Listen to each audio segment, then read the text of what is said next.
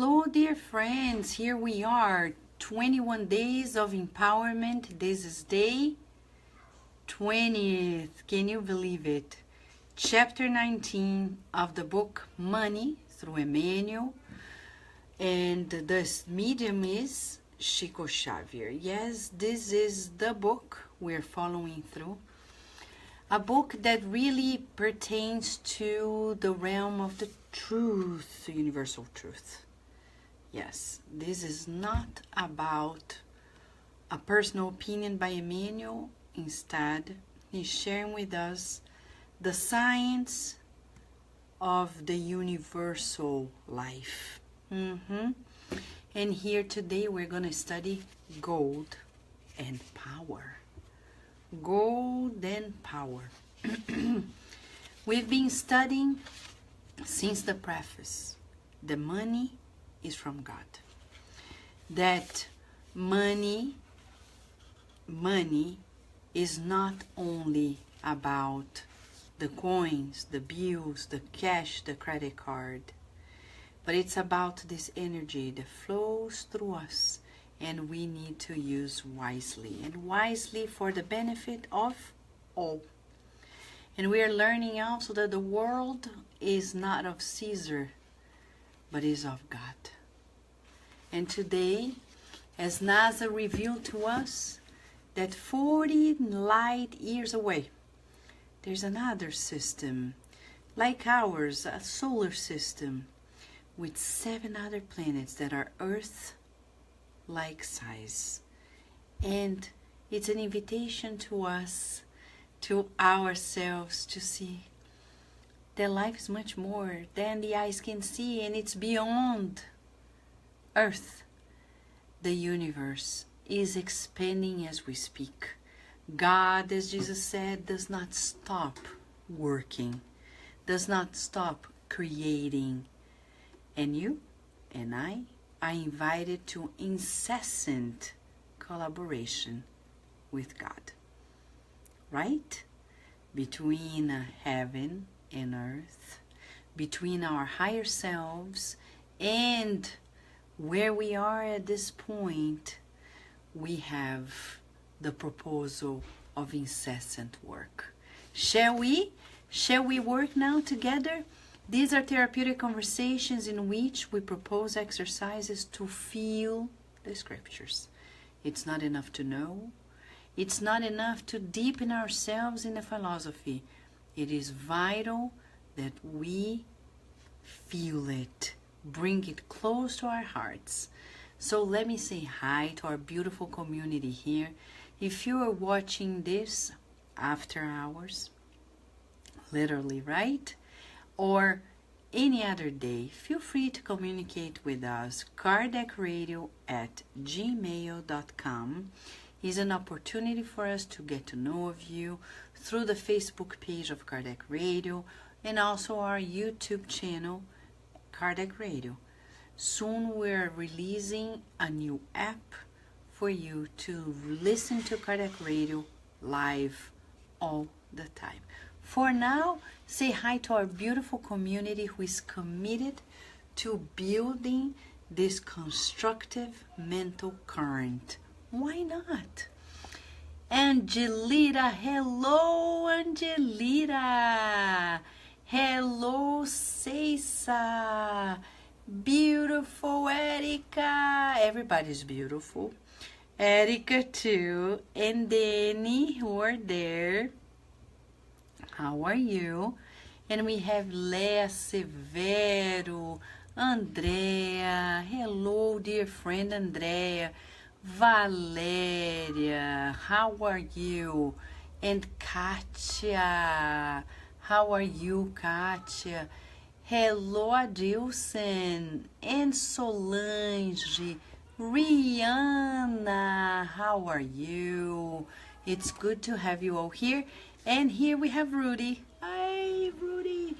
So, I've got some catch up through the emails and the messages, but don't worry, friends. I'm replying to you very soon. But there is one beautiful question that I also received by one of our friends regarding the upcoming study. starting Friday at 11 p.m. We're going to start a 40-day journey. Believe it or not, it almost coincides with the Lent that is celebrated by the Catholic Church. But it's not something that we ourselves created. It just happens to be coinciding with it. And I know the good spirits know better than us, but it's actually a phase in which we talk about the life of Jesus, and right before Easter, right? Which is going to happen in April. So we're going to work from Friday. Friday is going to be February the 24th for 40 days straight, 11 p.m. Jesus in unprecedented passages. As I mentioned to you, we have the translations of chapters by Umberto de Campos, passages of Jesus like the one he did in the book Good News, but they're spread out in the books. For those who can read in Portuguese, we're gonna relay to you the sequence of the study sessions. But you know, for others, we don't have it released, the written form yet in English. But we're gonna read the chapters with you and have our therapeutic conversation. Okay? That's the plan. Starting this Friday, God willing, we'll be fulfilling the task. For now, chapter 19 of Money. The Spirit author Emmanuel invites us to a deepening of our understanding. Gold and power. Friends, hello Rita, thank you. Let me share with you, yesterday I had to stop our sessions right away because there was an accident nearby, and one of the people who were involved ran away from the scene. And you know, the police is very diligent. They were knocking on everybody's doors to find out where the person is. They had helicopters all over the place, etc., etc. So I was forced to stop because at that time Carlos was sleeping, Virginia was sleeping, and they were very forcefully knocking on our door. But thank God everything's fine, and our beautiful police is taking care of our community. It makes us feel safer, though I was quite scared at the time because I didn't know who was knocking so strongly on our door. But thank God everything's well. Of course we are all protected, right? Who isn't?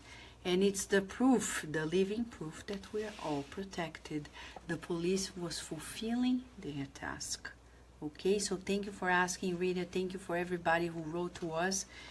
But again, I apologize because I couldn't end in a different way because the noise was too loud. Okay, thank you, friends. Gold and power.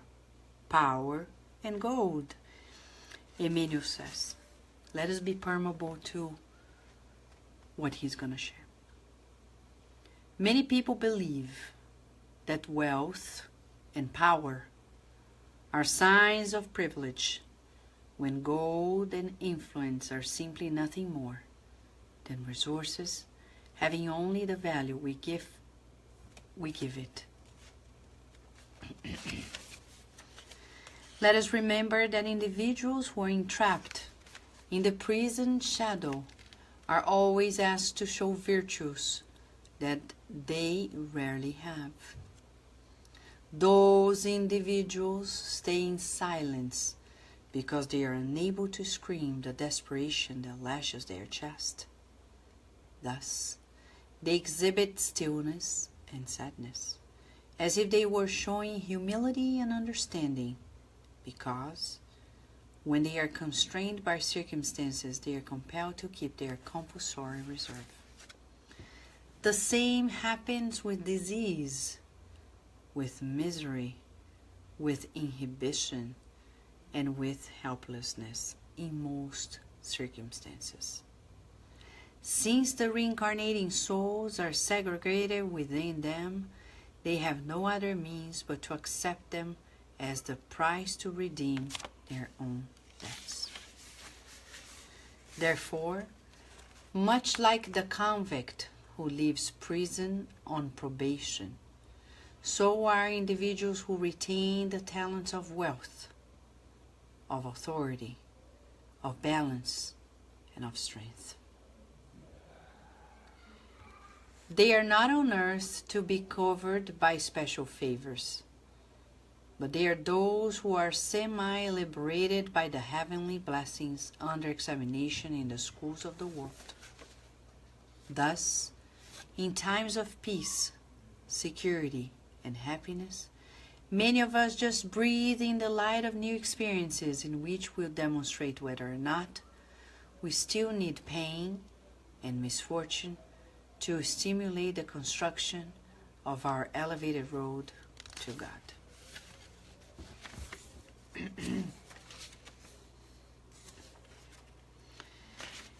In a few pages, 8 paragraphs, Emmanuel invites us to deep reflections. Reflections that will lead us to conclusions, and conclusions that will lead us to application in our daily lives.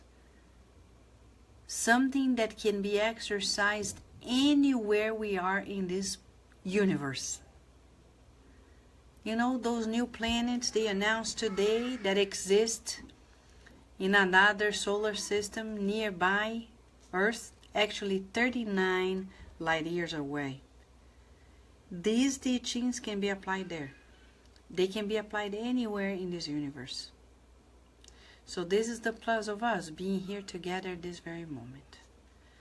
And he says, from the get-go, gold and power. Why is he using these terms? Gold.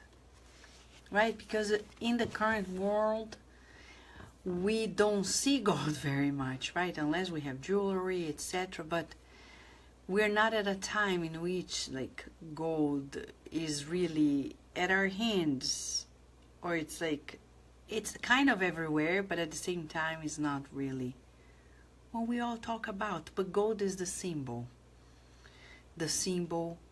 of the instrument of wealth.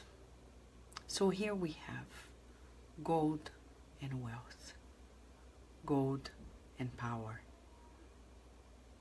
And he, in these chapters, he's so straightforward that in the first chapter, he already gives us the message.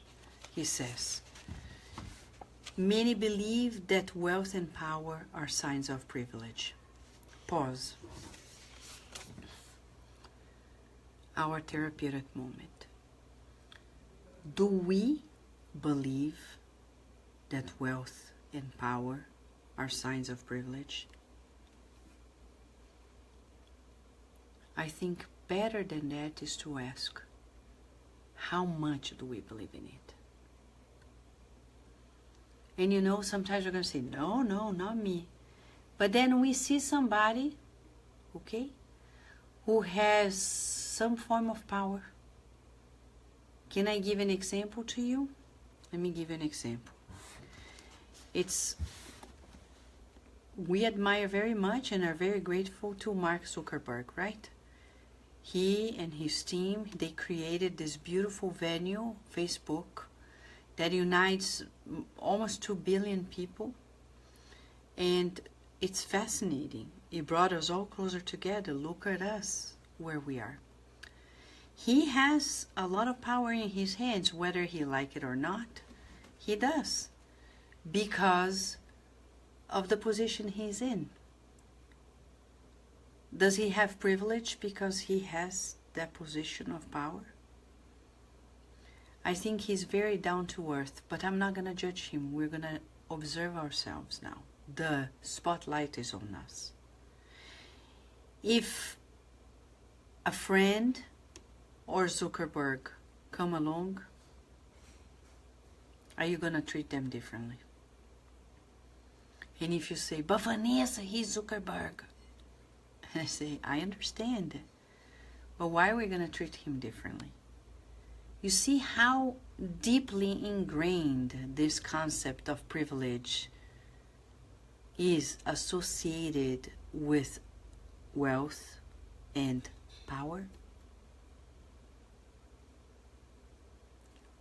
Let's observe now. Camera is on Jesus. Let us screen his life. Has he ever showed to us that his behavior changed because someone had power or influence or wealth? No. He never said, come on, Peter, not now, because I'm going to talk to Caesar.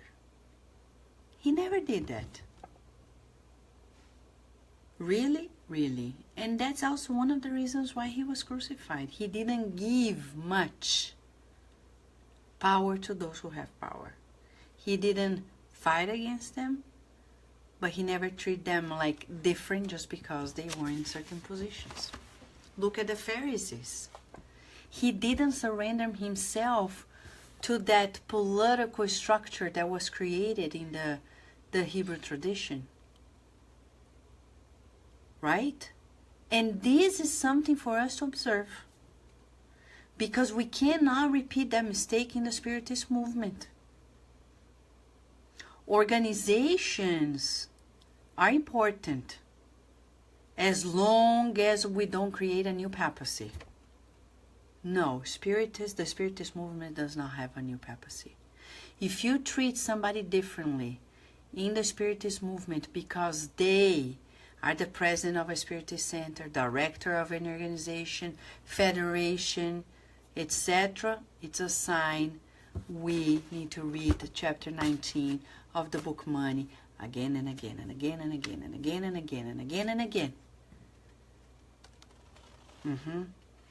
Because I know people who were treated like nothing before. And now because they have certain roles and positions in organizations in Spiritism, people treat them differently. That's a sign that we're still behind in the realization that the money is bringing to us.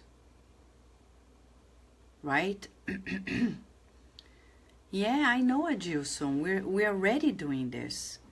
Hopefully, through time, this will be different. But hopefully, we are not going to be doing this. And I will repeat a story to those who haven't heard it. For those who have heard it, but to those who haven't heard it, I'm going to say it first time.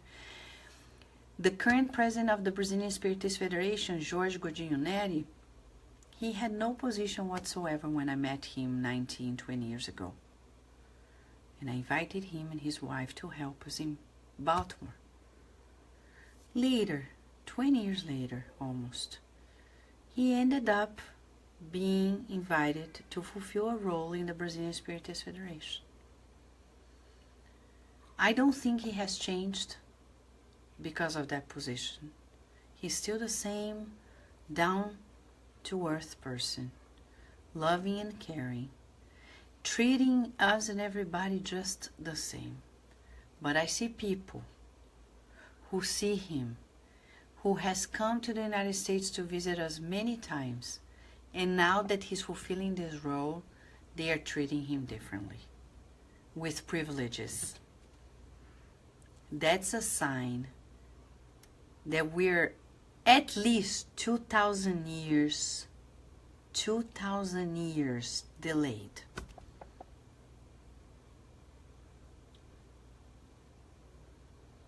Is there any privilege?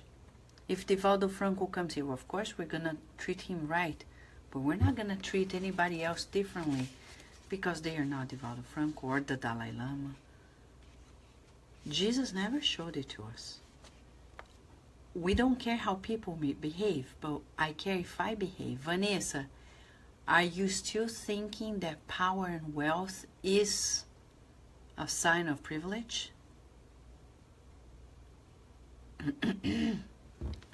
Is it a sign of privilege or not? So we need really to pay attention. Thank you, Karen Mark, for letting me know about the sound at Cardiac Radio. But we need to ask, gold and influence are simply resources that we give value. Emmanuel is saying this, and he had experiences as a Roman senator. Many reincarnations. And then later as a slave. Then later he had another experience as a priest, as Father Damien in the book Renunciation, and so on and so forth. So he knows what it is to be in power positions. But he knows that we shouldn't treat people differently because of power, influence, or wealth. So you and I need to ask this very deeply. My friends, I've met people who think that they are the king of the hill. They forget that life is passing, that sooner or later we're not going to be here, that these positions are temporary, somebody's going to take over our position very soon. We're not here to use that hat forever. That hat is a role. It's like an actor and an actress. They go and they display, they perform a particular role. Sometimes they become so attached to the mindset of that role that it's as if they become that person. But then you say, the movie's over, the play is over, and they're like, no, but I want to go on, but it's over. So we really need to think the roles of our lives, because we're talking about power. But look, at home, if you are the household, you have a power position at home. As a parent, it's a figure of authority. As a teacher, a figure of authority too. There is power in that too. If you're the leader of a group, if you're a coordinator of a group, whether spiritist or not, if you are the coordinator of a community, then we have positions. The question is, do we have privileges? No privileges. So if people come and say, oh, I want you to go first in this line, I want you to sit in the first row. Well, why? And as André is reminding us, Jesus was a carpenter. He showed to us that we need also to learn how to use our positions wisely, not to overshadow people. Are you overshadowing people with your power positions? Because parents often do that to children, making them feel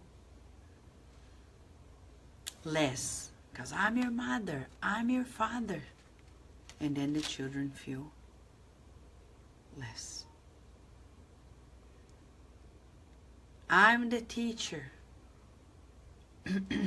So we need to ask ourselves, do we play those signs of privilege inside of us? Let us remember that individuals who are entrapped in the prison shadow are always asked to show virtues that they rarely have. And it's hard and it's difficult. No wonder Emmanuel is describing here. And you walk in the streets and sometimes you don't know why. Or you see people on TV or in the streets or in your workplaces like they are still, they're sad. Why is that? Because deep inside they are trying to be who they are not. Because of the positions they play. It's like any position we play in this life. We end up, in a way or another, being challenged in our humility and in our understanding. right? Hello, Sol, and hello, Fred Gouveia, and Antônio Henrique Freitas, and friends, Leonor Pacheco, hello, friend, and Melissa. And now he's gonna add some elements we never thought about when we talk about power, gold, influence. He's gonna talk about disease. He says the same happens with disease, with misery, with ambition, with inhibition, and helplessness. When we as reincarnating souls segregate within ourselves, then we have no other means but to accept what we're experiencing as the price to redeem our own debts. So disease, misery, and inhibition is a way for us to redeem our debts. What is to redeem? What is to redeem? It's that moment in which we counterbalance. If we had like two sides in a scale, there's so much weight here. To redeem is actually when we put weight on the other one, so we become more equalized. Vibratorily speaking, everything I say, I do, I feel, I think is going to be added in the plate. And then building up those mental images is going to create for me diseases, because they come after the conscience labels grave mistake. Nodules of spiritual disturbance are being formed in a spiritual body. And then we observe inhibitions in the physical body, people who don't have sexual pleasure anymore. Why? Inhibitions in terms of many other functions, the neurochemistry, the sensations, the physical senses. And he's also talking to us about misery. Misery is a step ahead of poverty. So here we have an opportunity to ask ourselves, if in a previous life I have used my wealth unwisely, maybe in this life I'm learning by valuing the little and by not having too much yet, because then I wouldn't know what to do. As Emmanuel said yesterday when we were reading the previous chapter, it is indispensable to learn how to ask wisely. In order to ask wisely, we need to learn how to give. So the question for us is, what are we giving? And he says we will imprison ourselves, retaining talents of wealth, of authority, of balance, and of strength. It's that parable of the talents. If I don't multiply, I'm imprisoning myself, out of fear. Fear. But I'm afraid of giving to these people, because what if I lack tomorrow? I'm afraid, he's saying, of allowing people to take center power position. Then they're going to displace me. I'm afraid, as he says here, of really allowing people to be too close in my life, because I feel I'm too balanced and people are imbalanced. I'm afraid I'm going to be weaker if I allow people inside of my life. And then I become weaker Because based on the law of society, we need one another.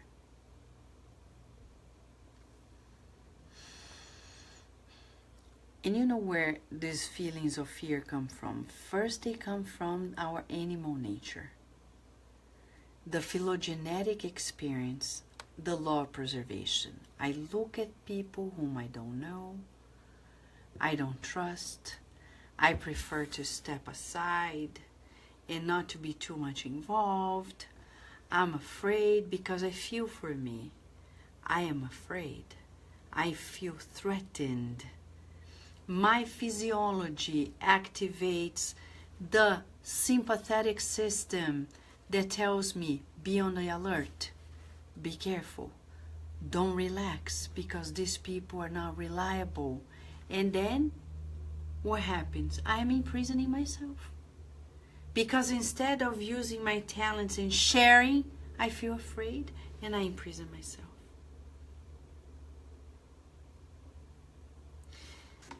But our master, he taught us, no matter how ignorance there is in the world, if you have light, share the light. Share the light. But what if people feel this, share the light. Because Jesus came to teach us, share the light. If the light is of coins, let it shine. But in other hands as well. A good exercise is like this. Whenever you're gonna go out to buy something, it's a real exercise. Mentor Joseph gave me this exercise many years ago. He said, whenever you go shopping, grocery shopping, clothes shopping, whatever type of shopping, enter the store. Before you think of what you need to buy for you, think of some item that somebody else may need. You don't have to buy, but that's the exercise. Before you go, let's say you go to grocery shopping and you're walking into the store to buy bread, okay, milk. And then I enter, okay, bread and milk. Instead of going there, bread and milk, you enter the store and the exercise is, for example, that friend of mine whom I know, I think she would need this because she likes sweet potato and she doesn't eat bread.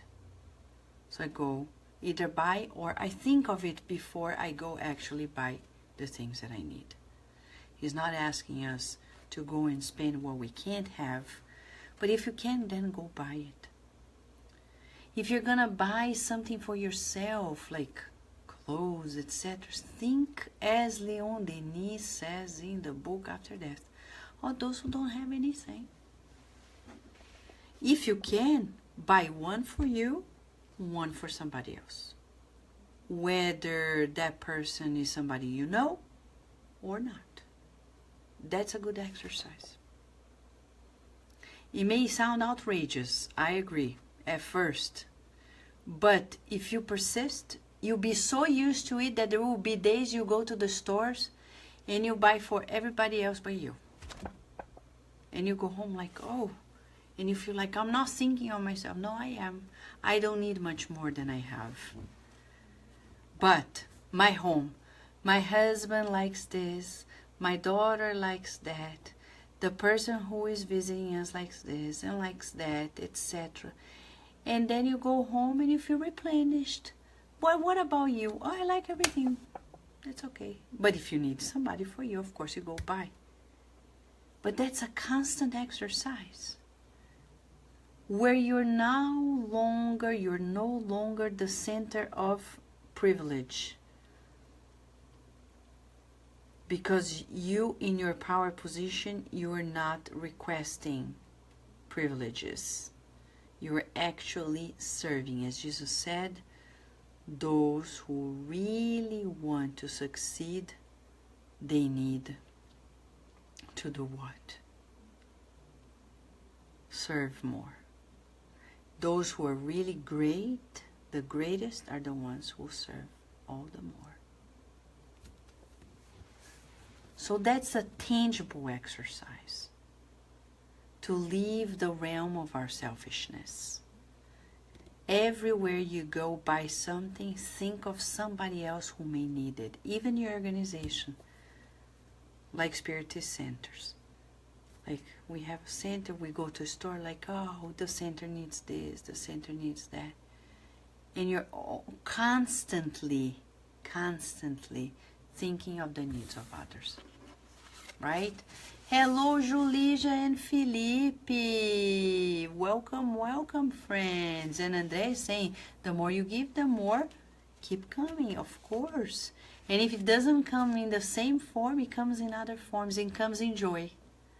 You may give money, but it comes in joy. Comes in respect. Comes in kindness. As Chico Xavier used to say, the good that you do today becomes your lawyer tomorrow. And I experienced that very recently, and I tell you, Chico Xavier knew what he was talking about. But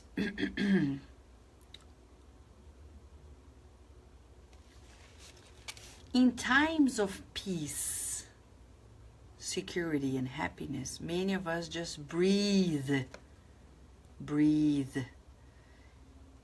in the light of new experiences in which we'll demonstrate whether or not we still need pain and misfortune to stimulate the construction of our elevated road to God.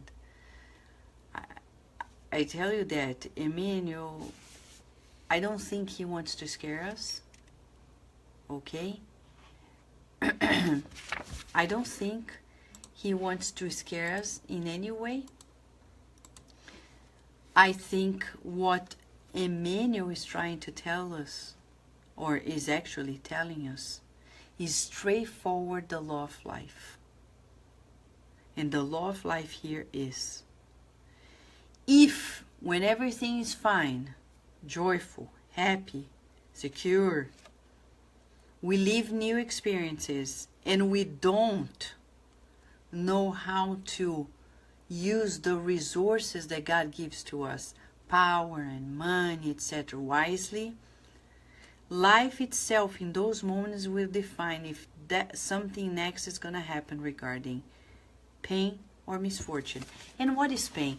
As a neuroscientist of pain, I've studied for many years the neurobiology of pain. And pain is a gift in our biology. Emmanuel said this is one of the talents we have, but now we understand why. Because pain is an alert system for us, telling that something is off in our physical body.